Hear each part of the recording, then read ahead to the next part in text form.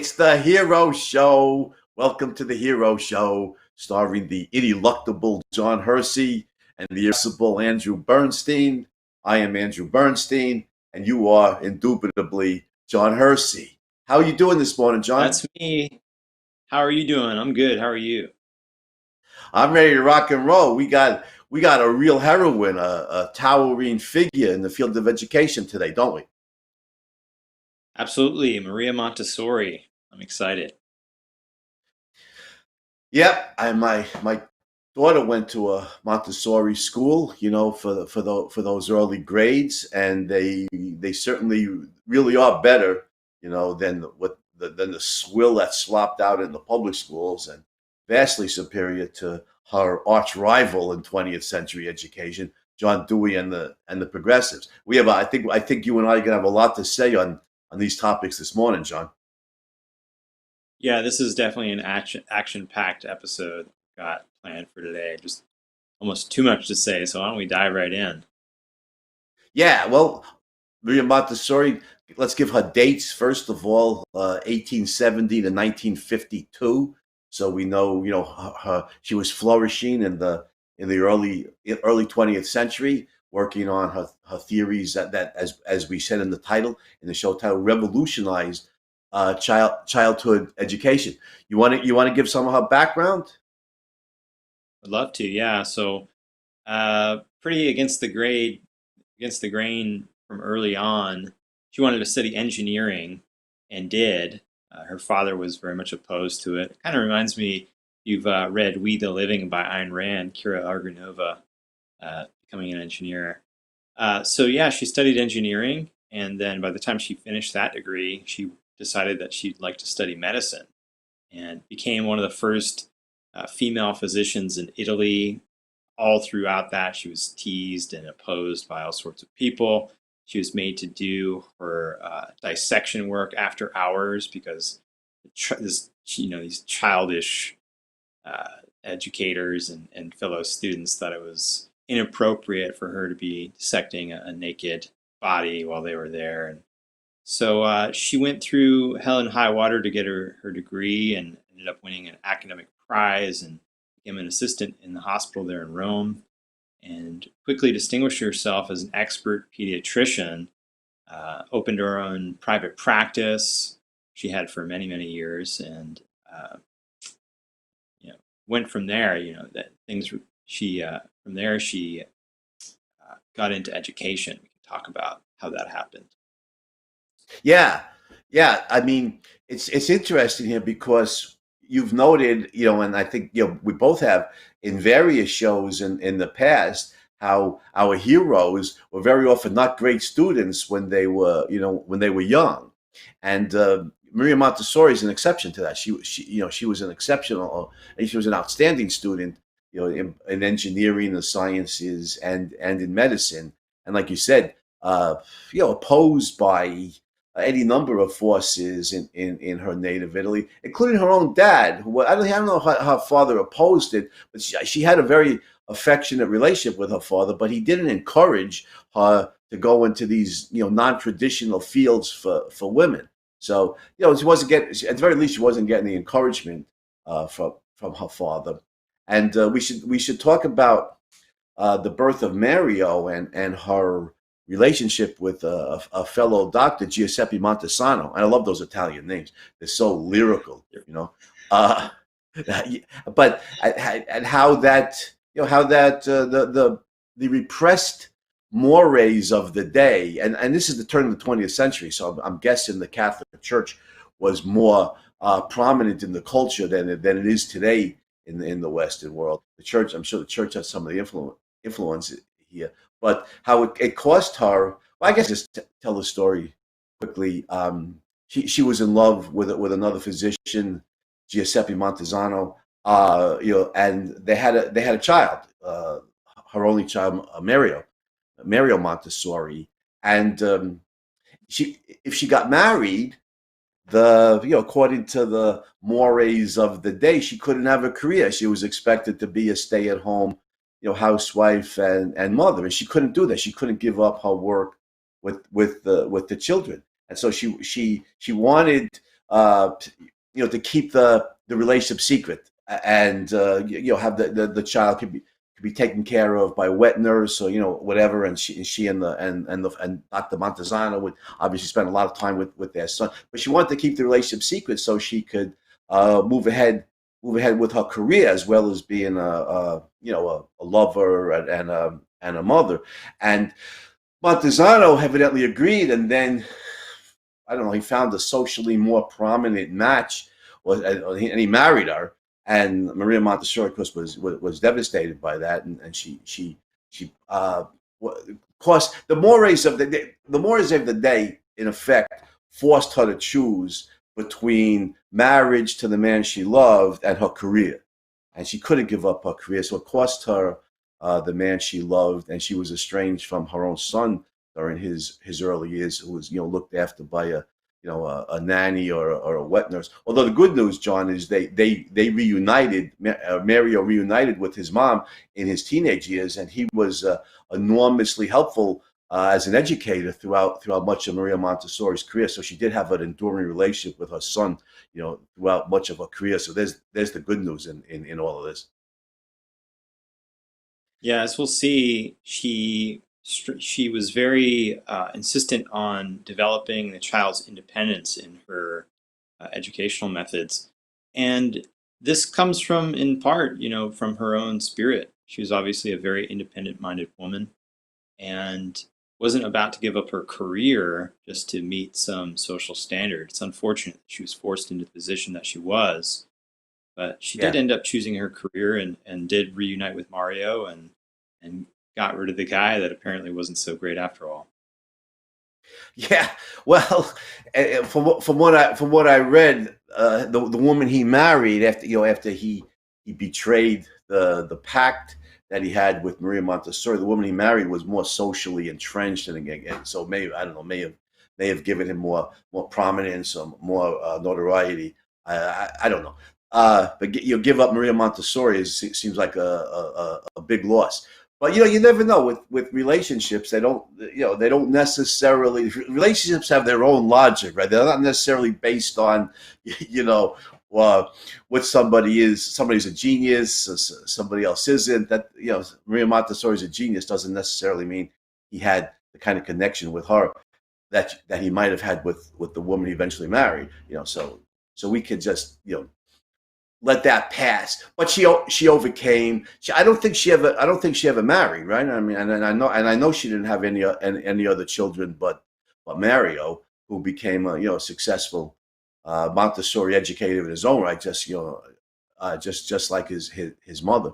But you're right. It's the work with the children that's really what makes her a giant. The way she revolutionized childhood education. And you and I know something about this, don't we, John? Because we worked together on a TOS essay on education, in which Maria Montessori figured heavily. What was it? Heroes and villains in American education. Oh, there we go. By the magic of modern technology, somehow it just appeared on the screen. There it is. Some poor kid looking lost in school, no doubt in a public school influence in the United States, influenced by John Dewey. But it's not funny. I'm so sorry for laughing. But Maria Montessori revolutionized childhood education, and she butted heads with the progressives in the United States, didn't she, John? Absolutely. Yeah, I think this is actually how we met, Andy, if I'm not mistaken, by working on this article. Maybe we had met Yeah, too before, bad. but Too I think bad this you're is married. But that's a joke, too bad. Yeah. everybody. Yeah, that's a joke, everybody. Oh, John and I both hopelessly hetero, although we have no qualms about what consenting adults do in the privacy. Hopelessly hetero. Uh, yeah, But so it's the immortal line from Seinfeld. Not that there's anything wrong with that. I mean, what consenting adults do in their own bed is none of my business, right? So, but we met working on this essay. Well, that was in the summer 2018. Yeah, that's right. I remember at Ocon that year in California. I remember sitting down, outside Yeah. the auditoriums where working on this. It was fun. That was fun. It's such an Uh, important topic, no? Such an Absolutely. And I important learned a topic. lot about the battle for education, of course, by reading your work in that piece. And one of the things you point out very well is that the progressive movement really was dominant in the early 20th century in America. And Maria Montessori was one of the key voices in opposition. It's interesting how she came to her methods. She didn't start by working with run of the mill, like everyday, healthy, happy Right. kids. In 1897, she became a counselor for the National League for the Protection of Retarded Children. And that league in 1900 opened a school called the Orthophrenic School, which was a school for supposedly uneducable uh, students with disabilities. And for this time, very unfortunate, these kids were locked up in asylums, insane asylums, essentially with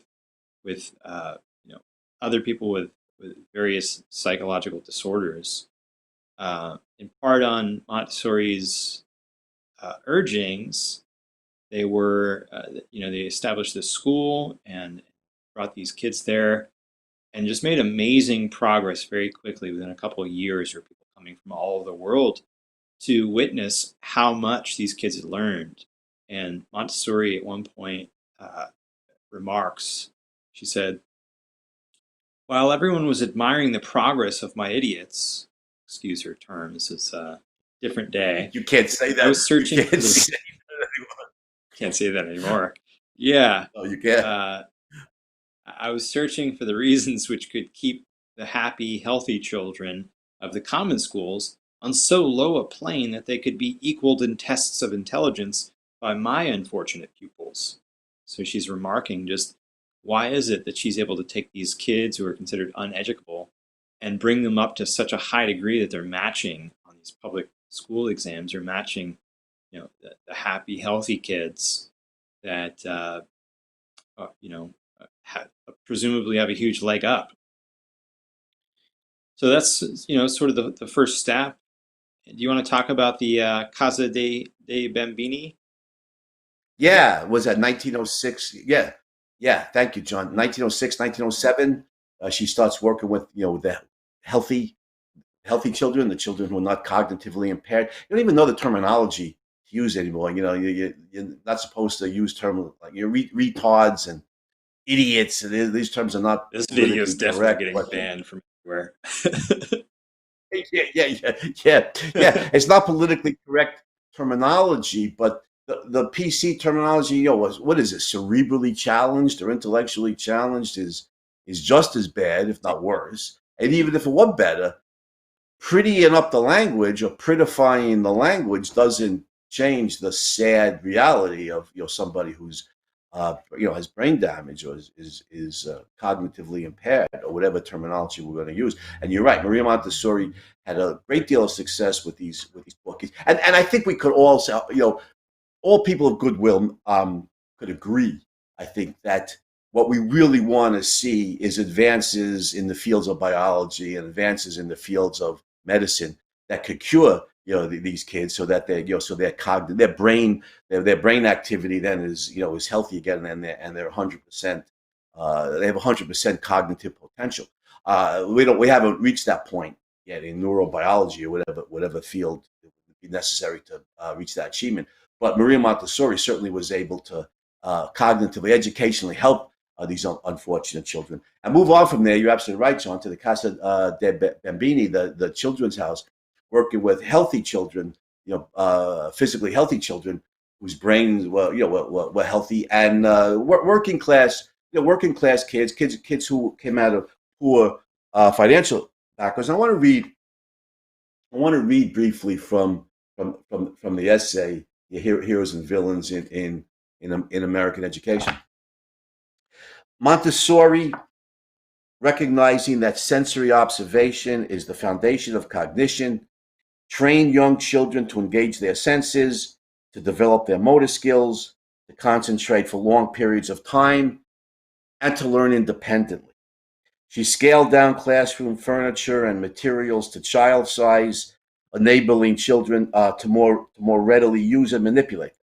She taught youngsters to read, employing a phonetic method that trained them to sound out letters and words, and thus to unlock the worlds of literature, history, and science. She taught them to write and do basic arithmetic, fractions, decimals, and geometry. Whereas the progressives, who we're obviously going to talk about as her major rival, whereas the progressives encourage group projects, social pressure, and social conformity, Montessori encouraged independent activities, independent thinking, independent learning. Just read one more short paragraph here. In Montessori's classrooms, the children, using her specially designed materials, usually work by themselves and with materials of their own choosing. They could team up if they chose to, but the cardinal social principle was, in essence, thou shalt not disrupt a child doing his or her own work. Unquote from Heroes and Villains in American Education. Now, Montessori understood something that Ayn Rand, another woman, a 20th century genius, understood and celebrates in the Fountainhead, and that is the virtue of independent thinking. And she taught these kids not to conform to the group, which was basically a part of the essence of the progressive movement, but she taught them to use their own minds and to think independently, and that's really she did a lot of great things, but that's really the foundation of her greatness in the field of education. Yeah, I think we should talk a little bit more about the progressives too and what they stood for. Just to get on the table what it was she was opposing in part. We should also mention that she wasn't really writing in reaction to the progressives. She was in Italy and the progressives were in America, but the that's just the way things fell because the progressive movement here in America was developing. All the teachers' colleges were swarming with progressives who were, taking their cues from John Dewey and others. I know you'll bring up, William Hurt Kilpatrick. Yeah, Uh, right. they thought that thinking was a disease, right? And that truth was whatever works for the group. Concepts are arbitrary social conventions, and everything all around us is changing all the time in every respect, so that there are no absolutes. If you're familiar with, as I know you are, and if you're familiar with ancient Greek philosophy, this idea of a constant Heraclitean flux, this idea comes from Heraclitus, that there are no absolutes. So whatever works right now works. This is American pragmatism. Right. So Right. this is the contrast. Yeah. Talk a little bit And yeah, about the progressive ideas, if you would. yeah. I think you're right. I think we need to understand at least the basics of of the progressive movement. Of course, John Dewey is the excuse me. John Dewey is the big name and the major figure here, and he was a philosophy professor. It's interesting. Dewey was not trained in the field of education. Dewey was a real intellectual, however profoundly mistaken. I think he had a PhD in philosophy from Johns Hopkins University and wrote his doctoral dissertation on Kant. Not surprisingly, perhaps, and was heavily influenced by the German philosopher George Wilhelm Friedrich Hegel. If you try to read Dewey, Experience in Nature, it's like trying to read Hegel. I was blasted Hegel on a recent show. Trying to read Dewey is almost as his philosophical work is almost as impenetrable. But he taught philosophy, University of Chicago, turn of the 20th century. Had a school. He and his wife ran a school, for children. Like the name of it escapes me. The experimental school, was that the name of it? The laboratory school. Yeah, I believe It so. was very Yep. yeah, right, yeah, and is legendary. Now, but anyhow, you're right, John Dewey. Um, along with William James, who I wrote my doctoral dissertation on. the two big names in the field of pragmatism, the American philosophy. And part of Dewey's philosophic beliefs is that, yeah, you're right. There are no absolutes, and you talk about a package deal, to use Ayn Rand's terminology, because when he talks about how conditions change, he'll mix in, the social conditions, let's say from the Roman Empire to 20th century America, or from the Dark Age to the Renaissance. He'll mix in social conditions with natural law, just, as if nature itself changes. That, I mean, I remember reading Dewey, thinking, does he think the law of gravity, is changed because social conditions change? So you're right. There are no absolutes, which he puts over by means of this gigantic package dealing of social laws with natural law, or metaphysical laws, and the ultimate goal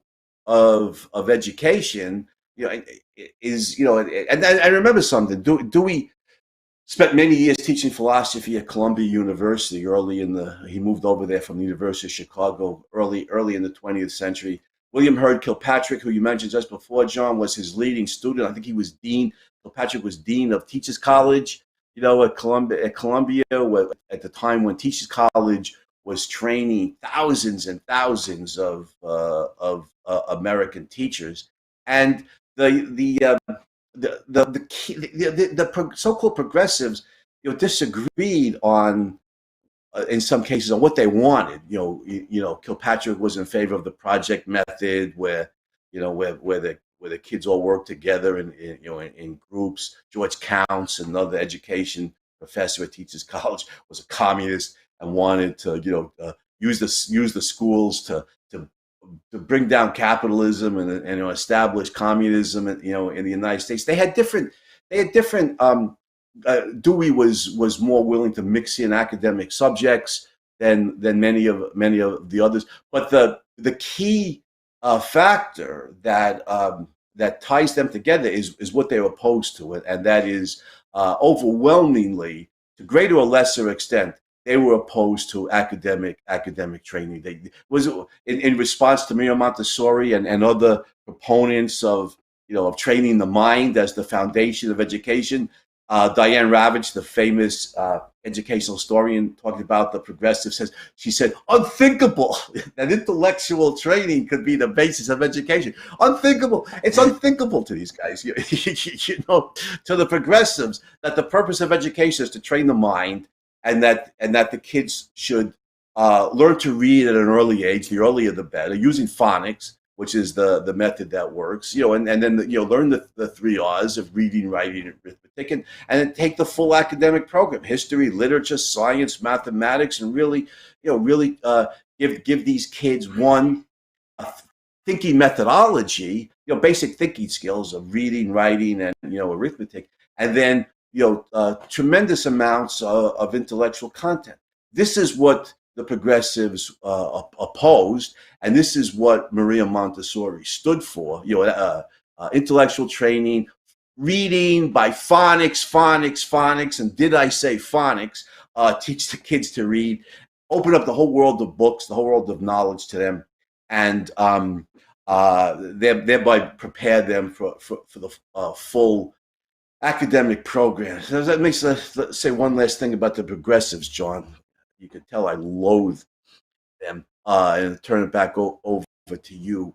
Isn't it the postmodernists who everything is politics, right? I think that's a tenet of postmodernist philosophy. Everything is politics, and that's certainly not true. For example, my favorite field is literature, and it's not reading Dostoevsky, reading Shakespeare. It's not politics, guys. It's literature. But anyhow, for the progressives, in effect, everything is politics, because that's really the goal here. They have and they were very open about it. Give them that much credit, John. They weren't mealy mouthed. They stated what their goals were. And for people who know the history of philosophy, they'll see Plato's influence in the Republic and the philosopher kings, and that is, they thought, the progressives, but there's basically a few who are intellectually adept and should get the full academic program. And they're the ones who eventually will govern. They'll govern in the legislature. They'll run the educational system. They'll run the classroom. The rest of us don't need the full academic program. What we need to do is be good in our vocations. So in the cities, you could teach kids industrial arts. In the rural areas, you teach them, agricultural skills. For instance, we need to be good in our vocations, and we need to be learn to be solid citizens. That is to obey, the wise rulers of the state, to obey, Hillary Clinton and her ilk, who are well educated, and upper the upper crust of the where did she Hillary went to Wellesley, I think, and met Bill at I think the Yale University Law School. These are the people who are upper crust, educated, elite. They should govern. The rest of us just basically should be good worker ants, good at our jobs, obey the wise rulers of the state. And and everybody lives together, for the good of society. We do away with individualism, and have a paternalist state where the state looks after us, and have a collectivist state where we're all working for the for the good of the group, for the good of society. So they're political goals, and all the prominent progressives visited pilgrimage to the Soviet Union. Not surprisingly, they all had glowing appraisals of the Soviet Union during the Stalin era in the late 20s and early 30s. So it shows who they are. But politics really embodies or is the ultimate goal of this system. And I suppose politics, is in. I don't think that was Maria Montessori's focus. She was training independent thinking. Uh, it certainly has political implications, doesn't it? And we see the political implications in her struggle with fascism in her native Italy. I mean, that was pretty clear. Yeah, you're absolutely right that there's a political undercurrent to all of these progressive educators, and they were upfront about their goals. They wanted socially malleable children to become socially malleable adults, to take orders, to do what they're told, to work toward the good of society, the collective good. So progressive schools were this training ground in collectivism. And by contrast, Montessori's methods emphasized right from the outset the importance of independence. She wrote about just even the physiology of children and how they're working physiologically from day one to become independent. She wrote an incredible essay called The Child's Conquest of Independence. I came across this while reviewing for this, and I just want to read a little bit from it because I think it's really indicative of her entire approach. She said, "Except when he has regressive tendencies, the child's nature is to aim directly and energetically at functional independence. Development takes the form of a drive toward an ever greater independence. It is like an arrow released from the bow, which flies straight, swift, and sure. The child's conquest of independence begins with his first introduction to life. While he is developing, he perfects himself and overcomes every obstacle that he finds in his path." And she goes on in this essay to talk about how the development of language enables the child to become independent of adults, to just sort of guess what he needs. Development of sensory motor skills as the basis of knowledge and the basis of his ability to take care of himself.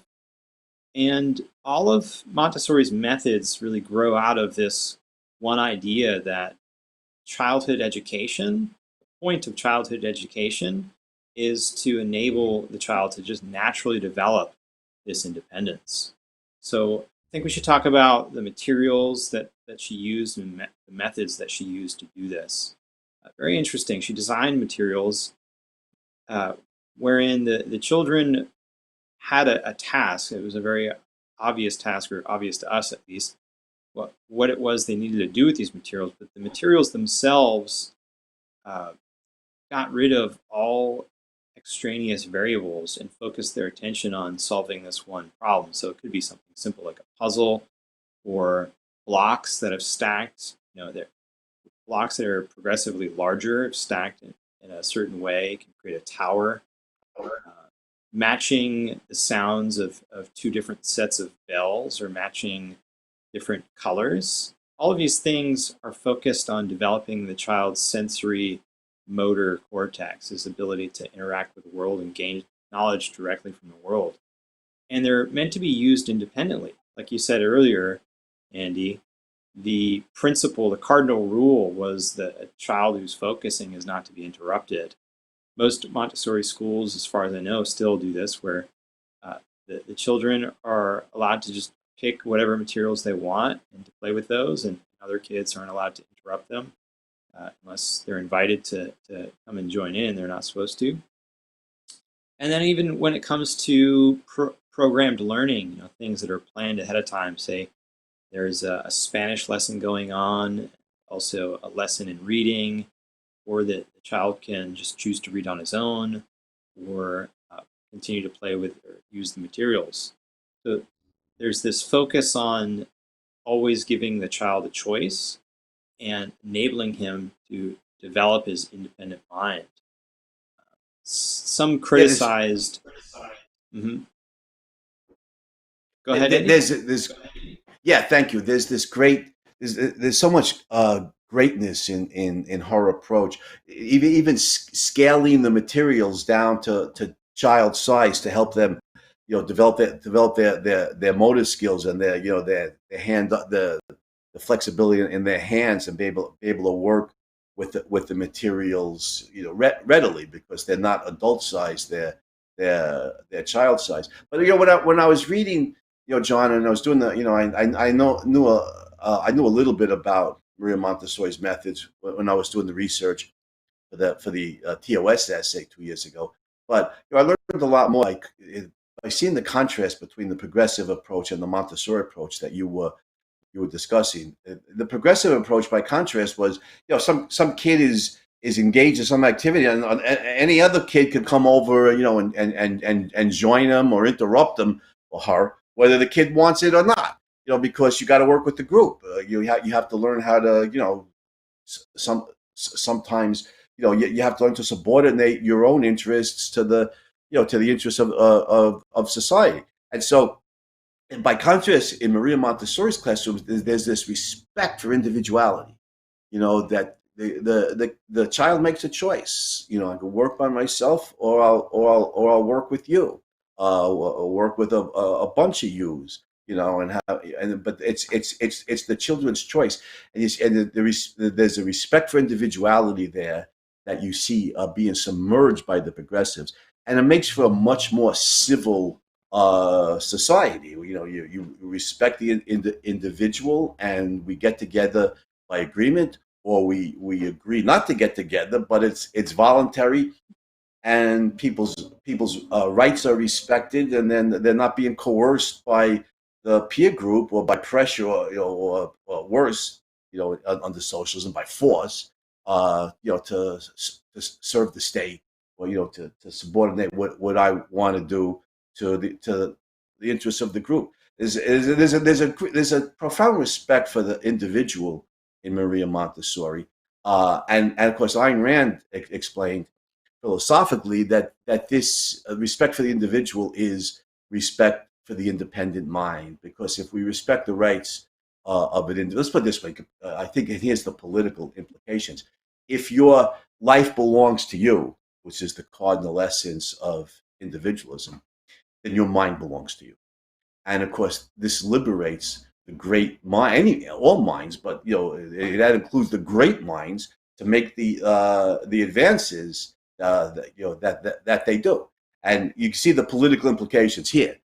Independent thinkers will want political independence because they want to govern their lives by their own thinking. They don't want to, not going to subordinate themselves to the wise rulers of the state on many issues, right? I mean, and so it was inevitable that Maria Montessori came into conflict with Mussolini's regime and the fascisti, in Italy. Well, I was surprised, John, that Mussolini originally supported Montessori and had established schools to train Montessori teachers, but inevitably even Mussolini, I think, was smart enough to realize that the Montessori method is training independent thinkers, not blind followers of El Duce, of the leader. And so she and her son were placed under state surveillance and eventually had to leave Italy. And the fascists, not surprisingly, closed down the the Montessori schools, so she could conflict with the communists in the United States who were worshiping the Soviet Union. It's not funny, and she came into conflict with the fascists in her native Italy, and all for the same fundamental reason. Yeah, there was a trend, a really worldwide trend in backlash against Montessori in the U.S. We had the progressives. In 1913, William Hurd Kilpatrick wrote that essay, Montessori Method Examined, in which he attacked Montessori and really fragmented the movement here in America. And then in Spain in 24, the military dictatorship came to power and shut down the Montessori schools. And then I guess it was in 36 in Italy that Mussolini, who had once supported Montessori, came to oppose her. I think this was after she wrote or gave a speech, maybe it was called "Peace and Education" or "Education and Peace," in which she was critical of these military dictatorships. Um, Tying this back just briefly to her thinking on how independence is just a fact of reality, just a biological fact that just naturally develops. There's another really awesome quote from her essay on independence that I want to read real quick. She says, "The Yeah, child go ahead. seeks for independence. The child seeks for independence by means of work, an independence of body and mind. Little he cares about the knowledge of others. He wants to acquire a knowledge of his own, to have experience of the world, and to perceive it by his own unaided efforts. We must clearly understand that when we give the child freedom and independence, we are giving freedom to a worker already braced for action, who cannot live without working and being active. This he has in common with all other forms of life, and to curb it makes him degenerate. It's obvious that she has this background in medicine. She understands that biologically, humans need to become independent, and they need the ability to become intellectually independent as well. They need the self-confidence to care for themselves. And this is exactly what the progressives opposed both in education and politically, and exactly what the fascists and other military dictators throughout Europe opposed. So I think that Montessori's ideas on this are rooted just if you go all the way down, they're rooted in the biology and just the facts that everyone can see by looking around. It reminds me of that Frederick Douglass letter to his previous master, telling him, I'm my own man, and you are your own man. Right. I don't owe anything to you, Right. and you don't owe anything to me." And to augment your point, John, the National Socialists, the Nazis, in the 1930s, in both Vienna and in Berlin, they hanged Montessori in effigy and burned her books, publicly. So that they uh, may not have been the brightest bulbs on the tree, but they were cunning enough to recognize their enemies when they saw one, and they know that independent thinking was anathema to everything National Socialism stood for. So making matters worse, John, I mean, she's in effect exiled from Italy because she was under state surveillance. So she has to leave. She has to leave the country. If I remember correctly, she was in India when World War II broke out in Mm-hmm. 1939. She's an Italian national.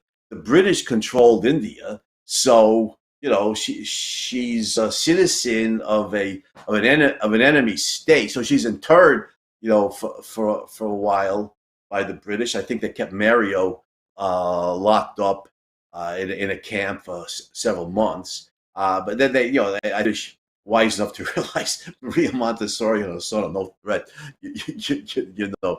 to the British. In fact, her fundamental approach to education is much more amenable to British society and British political system than to the the fascists in Italy. So I think they let her go. But she spent the I don't think they let her leave India though, right? And then they keep her in India 5 or 6 years she was there. I of the think she went war. over to give a lecture and set up a school, but I don't think she had planned on being there quite that long. The Yeah, I entirety don't of think they World War kept her in II. prison, but they kept her in the country.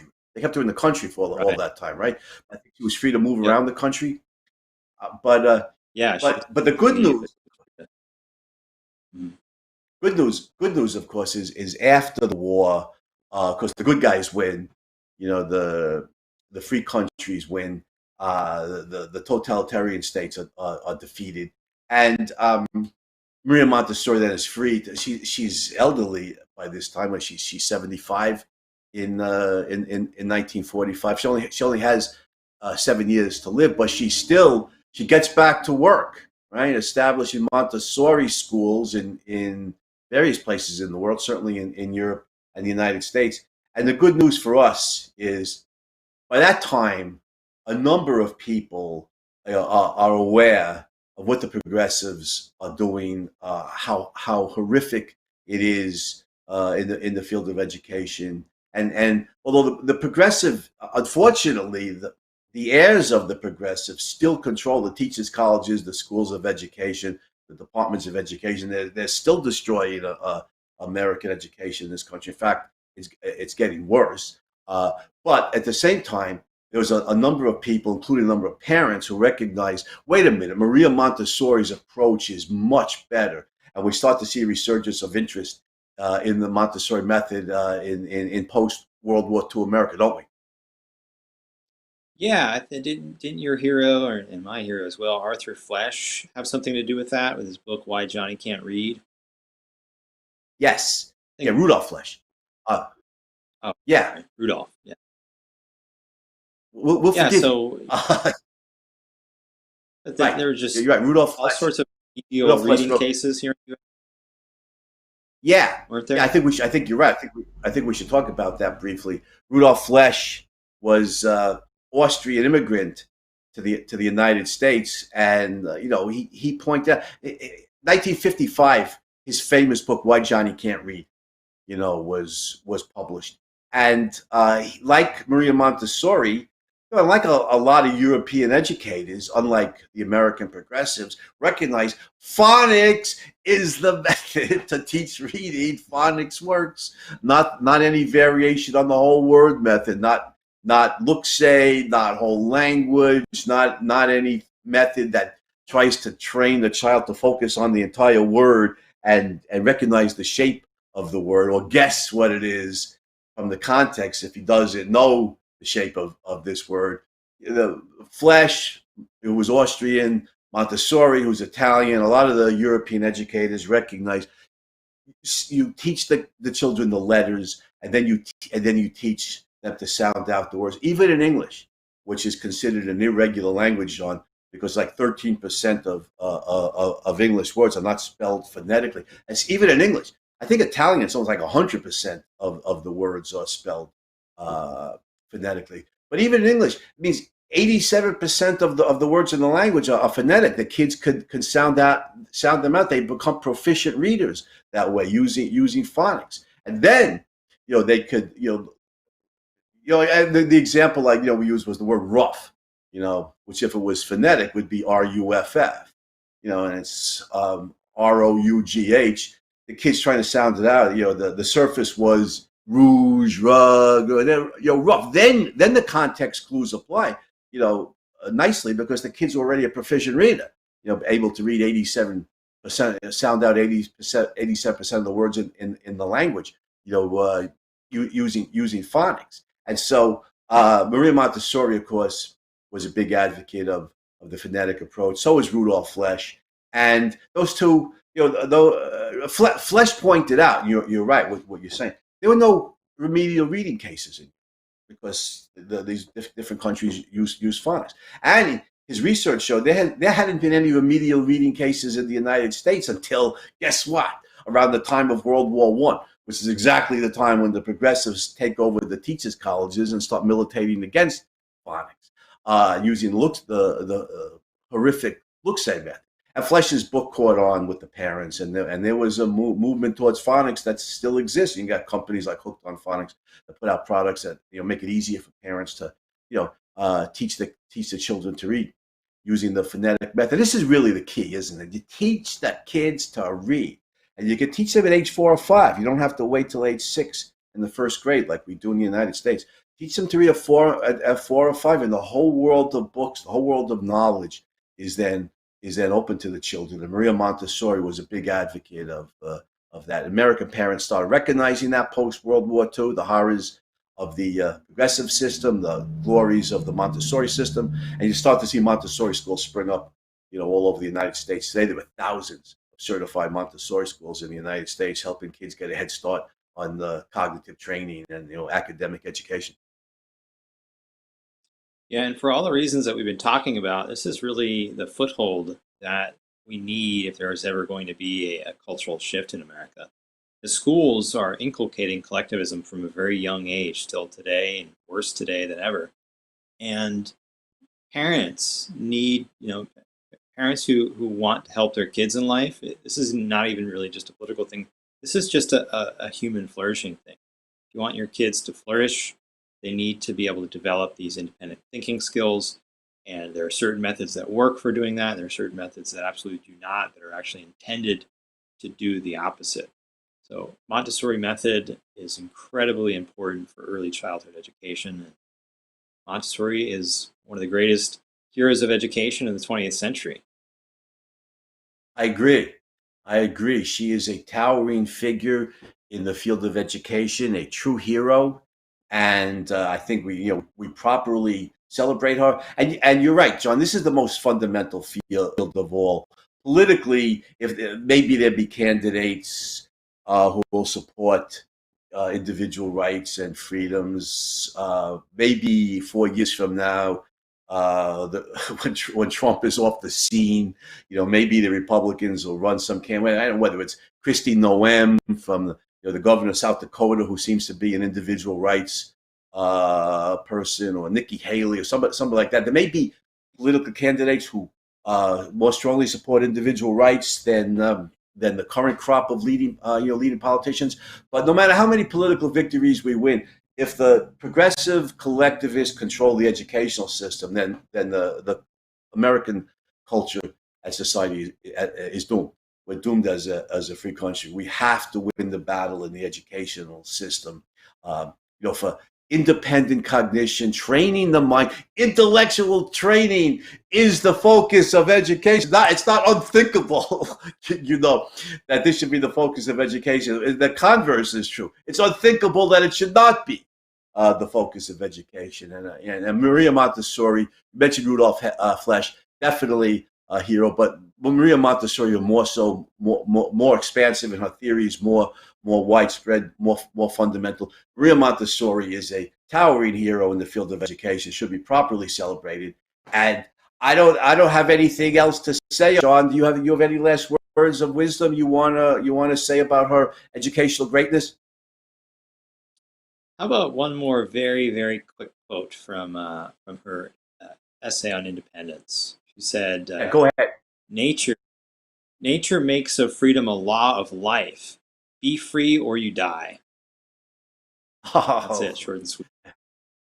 That is beautiful. That is so appropriate. I think on that note, celebrating Maria Montessori's heroism and her achievements and an ongoing battle for academic training as the focus of education. I think on that note, Sean, I'm going to wish you to have a more heroic day, and similarly for our viewers. Have a heroic day, everybody. You too, Andy.